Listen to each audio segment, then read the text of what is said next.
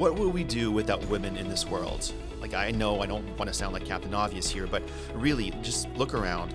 Apollo 11, the smallpox vaccine, the first direct evidence that dark matter exists in space.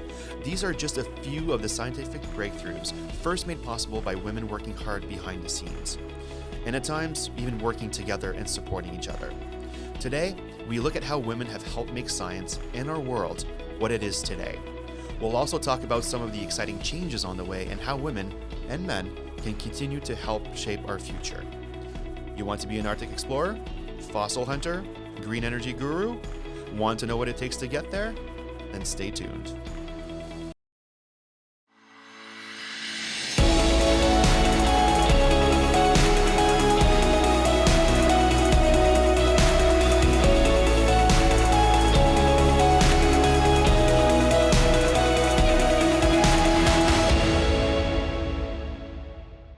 Welcome to a new episode of Simply Science, the podcast that talks about the amazing scientific work that our experts here at Natural Resources Canada are doing.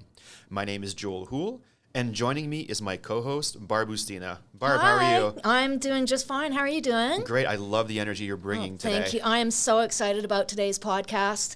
I'm really looking forward to celebrating the contribution of women to the world of science. And there are so many unsung heroes. It's hard to believe, but 120 years ago, women were simply not welcome in many classrooms or labs across the country.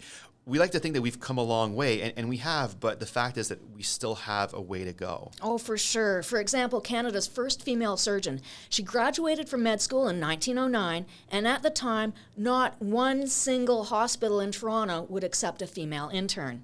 And more recently, I was talking with Petra Moody, now retired from the Geological Survey of Canada. She said when she first started, she was one of 4 women out of 100 scientists in the regional office, and she was asked to do some of the dirty work, like clean off the ship's decks and clean the ship's masthead.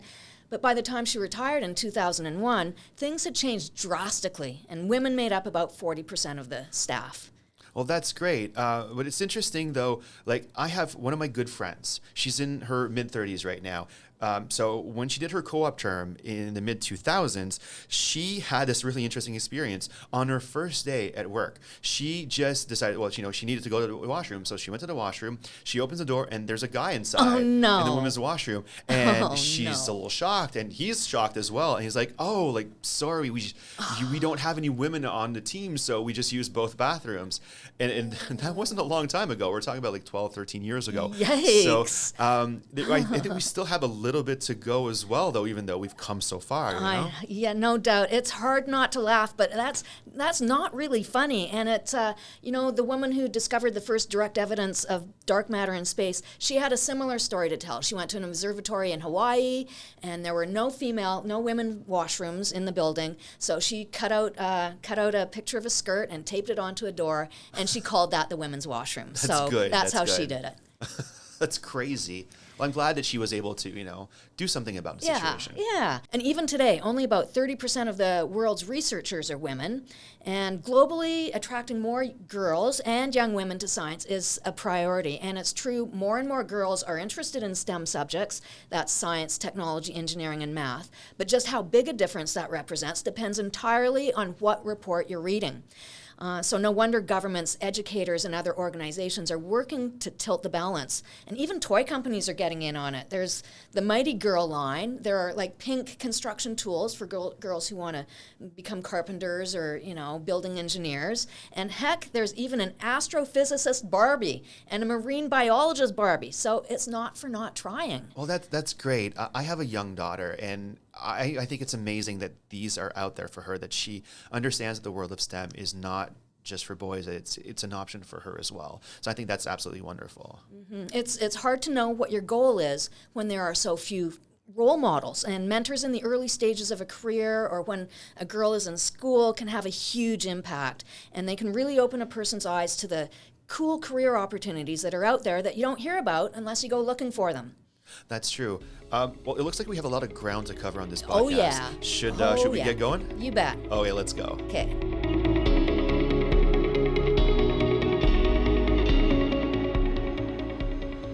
So joining us today are NRCan research scientist Holly Dole and research engineer Julia Purdy. Welcome to Simply Science.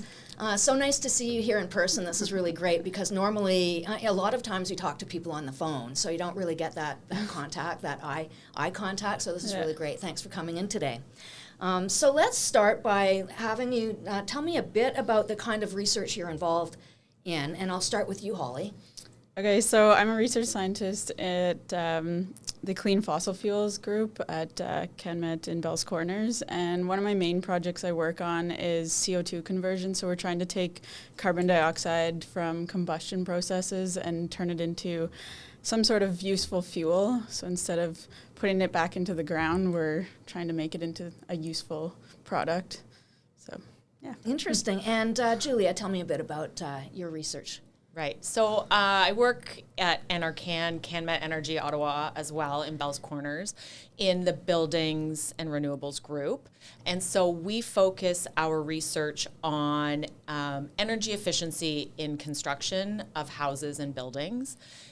Recently, for the past 5 years or so, I've been working in northern housing, so trying to help our northern housing partners in the Arctic improve the energy efficiency of the housing stock to reduce the amount of diesel that they would require, but also to make the houses more resilient and last longer. We've all heard about the issues of mold in northern housing, and so we work to try to make them more efficient, more affordable to live in, and more resilient. Now, you're both from relatively, untraditional streams of science even. I'm wondering if we can talk about role models a bit, some of the fearless pioneers in the history of women in science. And I'm wondering, who are some of the most amazing women in science that you're familiar with? And who are some of these women scientists that everyone should be aware of? So I went to university in the 90s. And the internet was just in its very early stages. I don't want this to be a come around the fire, young people, grandma's going to tell you a story. But if it wasn't someone that we were introduced to in class or through our colleagues at school, it was not information about extraordinary women in science was not as available. I found in university, we knew of some engineering icons, but mostly the women that were my colleagues and my classmates were the women from who we derived our inspiration and our the capacity to complete what we were doing. So I know now a lot about some incredible women, but back when I was a younger person, I just didn't know about them. Mm-hmm. And Holly, how about you? Any? I almost think the same thing as you, and I went to engineering in the 2000s, and even in high school or elementary school, I wasn't told about other female scientists, so that's. Yeah, I'm almost same page as what you're in. I did learn about them once I got into engineering, but it wasn't something that I grew up knowing about or aspiring to some scientist. Yeah, I think it's really amazing now that we have stories in movies about women.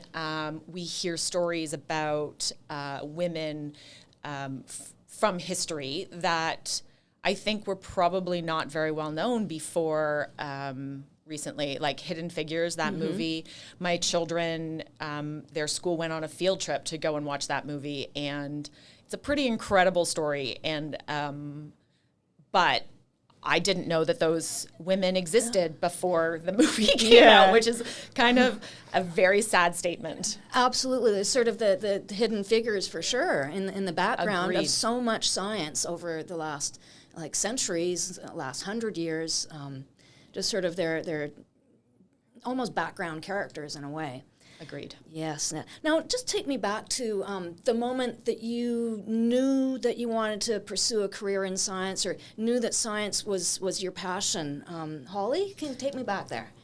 So I think it started in grade 8. I was at a parent-teacher interview, and it was me and my mom sitting there. My teacher told my mom that I excel in math and sciences and that I should consider a job in engineering. And my mom sort of looked at me and didn't know what that meant, but didn't want to say anything in the parent-teacher interview. So we went home, and we kind of just kept that in the back of our head. But it wasn't until probably grade 11 or 12 that it was my chemistry teacher that then sort of noticed how I enjoyed chemistry and excelled at it. So he was the one that put the chemical engineering into my head. To be honest, I thought I was going to be a fashion designer. Whoa. All through, I started sewing my own clothes at the age of 9, and that was sort of something that I was really passionate about. I still do that. It's just more of a hobby. And but I think, I don't know, engineering has the creative side to it, so sewing sort of went into that as well. Yeah. Absolutely, engineering has that creative side to it. And I think that's part of the challenge in kind of selling engineering and science to young girls and young women, is that it's not often seen as a creative pursuit, and yet it is. Yeah, for sure. Yeah, just on the creativity, when I was in university, I went through mechanical engineering because I was interested in energy, but the only jobs or the only careers that you ever heard of were plant managers in automotive factories, and that was not something that held any appeal to me. But there are so many varieties of careers that engineering can lead you into, or science can lead you into, for sure. And mentors are so important to your career as well. I'm wondering, Julia, you're shaking your head. Are there any mentors who really propelled you through? So when I was in engineering, when I was in university, there was 10% of the population was females.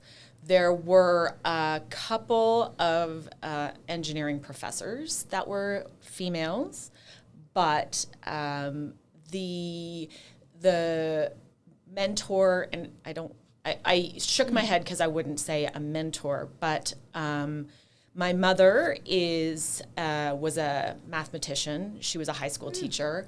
And when we were younger, she went back to university. When we were little, she went back to university and graduated from computer science in the first class of computer science at Carleton University. Wow. And yeah, so she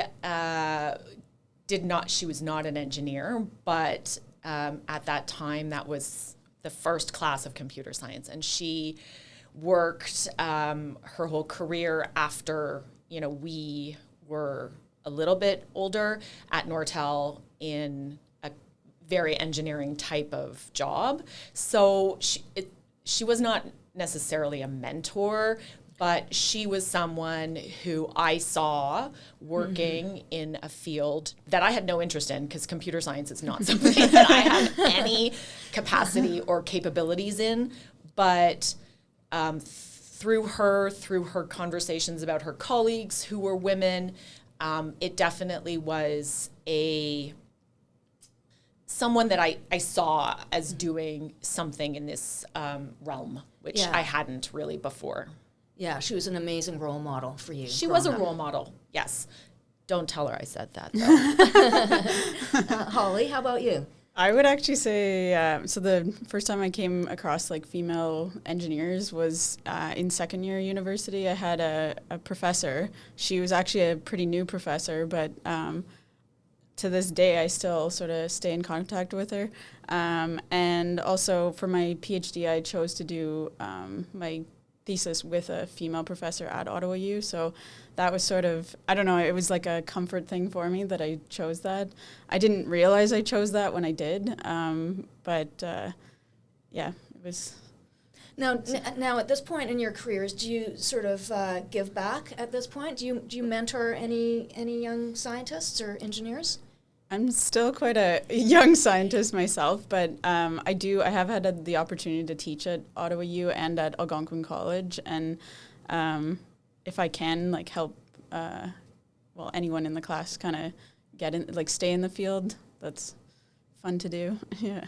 So in my group at work, there is one engineer that is a female, which is me, and but I have two daughters that are 15 and 13, and I do talk to their friends a lot about science and the possibilities that science opens for you, and encouraging them to think about math and science. Why are we still having this conversation?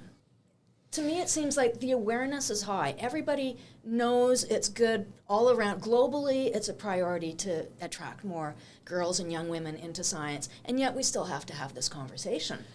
I was talking with somebody yesterday about this podcast, and that was the exact conversation we had, that we shouldn't need to have a Women in Science podcast. We shouldn't. Why? I don't actually know. I know that there is still in high schools, my children come back and still have that math is hard, science is hard. And that is coming from my children. And what do you say to them? I say that it's possible that you don't understand this concept, but let's not paint math as hard, right? And I remember just an anecdote. We were in both my daughters play very competitive hockey, and we were in the dressing room. I am the trainer on one of the teams, and we were in the dressing room, and the coach was trying to explain a play, and he said, "Calculus is hard. This isn't hard." And I Oh my God. stood up. I stood up and said, "I apologize for interrupting, but do not say that to a locker room full of young girls. Do not say that calculus is hard." I understand, the point was not math is hard. Was trying to make a point that this play was not hard. But we have to think about the words that we use when we're talking to young girls. And I think that's an important step. And And I definitely agree with that. I honestly don't know why it's still a conversation either, but I know, growing up, my parents didn't, I have two older brothers, and they didn't ever tell me, oh, you can't do that because your brothers are doing that. My dad used to sit down with me and do fun math problems, as he called it. So I never had the idea in my head that math was hard or science was hard or anything like that, or that I was different from my brothers in a sense, or I honestly didn't know I was going into a field where I was going to be the sort of, well, not only woman, but very few. So I think that helped in my case. But it's because it's so well known now too that engineering is not the typical female career path. Maybe it's almost emphasized too much that, oh, you're going into that field of all guys. So I just know myself, I didn't choose it because someone told me that oh, you should go into this because there's not many females or anything like that. I had the encouragement of my parents to do whatever I thought I would do, and then the two teachers that sort of noticed how I excelled in those subjects. So I'm not sure if that's a different angle to look at it.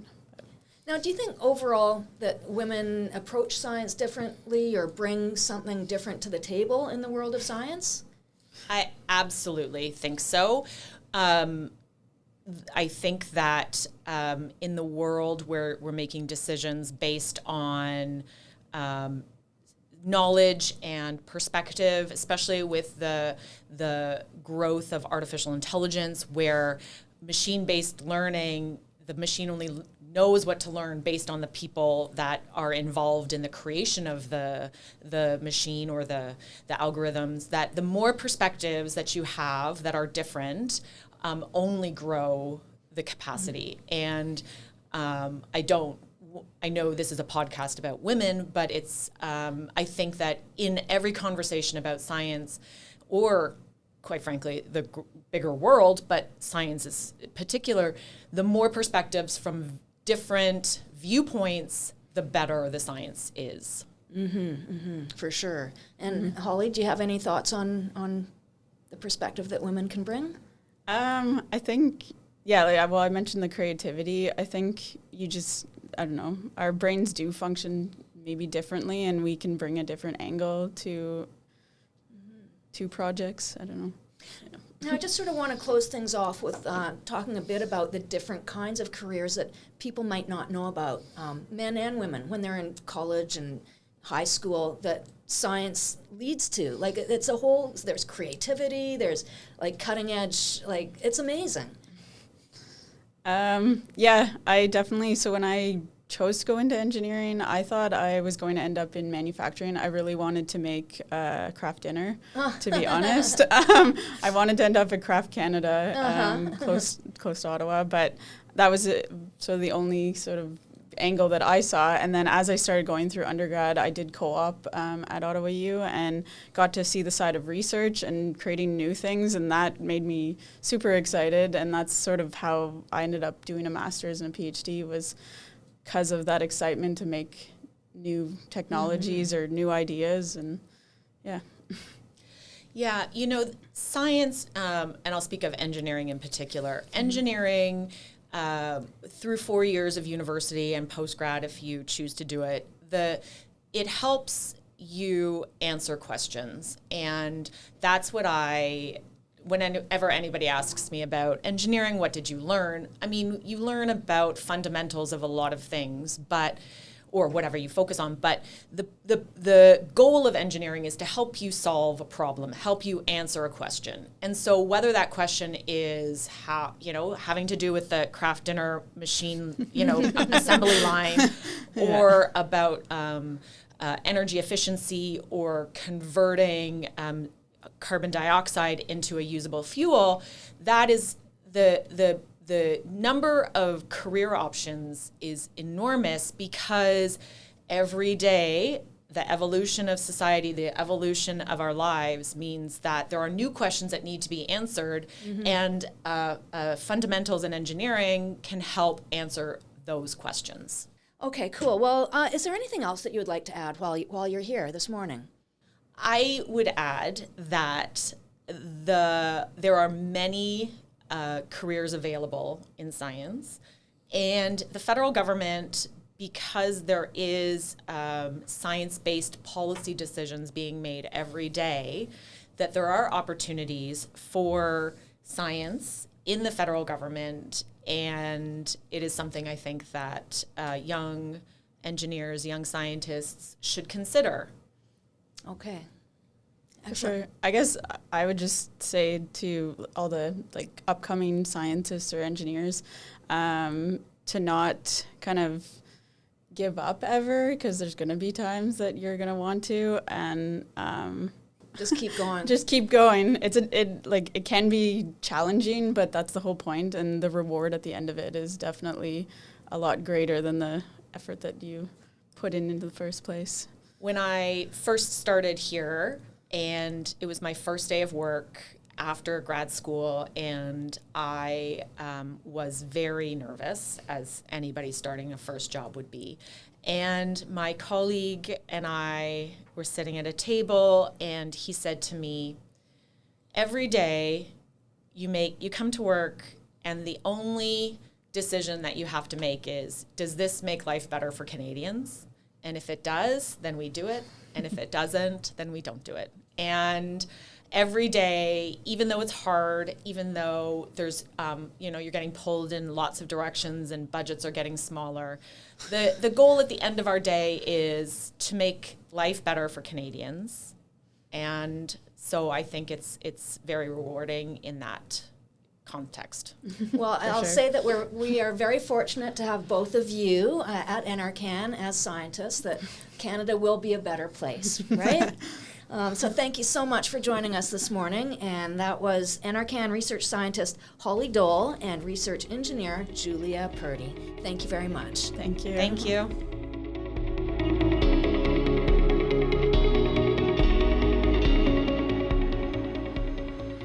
Wow, it sounds like there's a lot of really cool careers in science. Definitely. I like the idea of being a scientist for craft dinner. Oh, me too. Yeah. Did you ever consider a career in science? Well, I was always pretty good at math, so I always thought that maybe I could be an engineer. I guess it's not too late, but you know, when you think about it, I wouldn't be able to do this podcast. Oh, no. And then you wouldn't have the privilege of working with me. No, don't do So it. I know, right? So, I mean, That would be a tragedy. So just don't do it. it would be. You know what? You've convinced me. Thank you, Barb. But if you, our listeners, want to learn more about careers in science, check out the links in the episode description. If you like the episode, please consider subscribing. You can also leave a review or share this episode.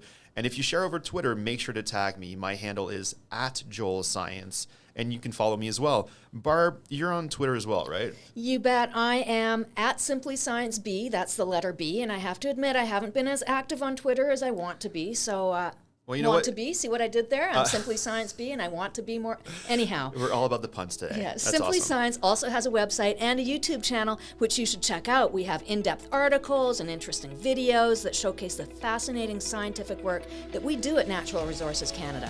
And you can find those links in the episode description as well. Thank you, everyone, for listening. We'll see you in the next episode. Bye-bye.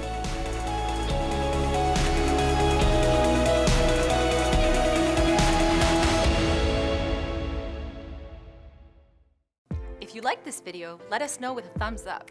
Click on the logo below to subscribe to the Simply Science channel and click the bell icon to be notified when we upload new videos.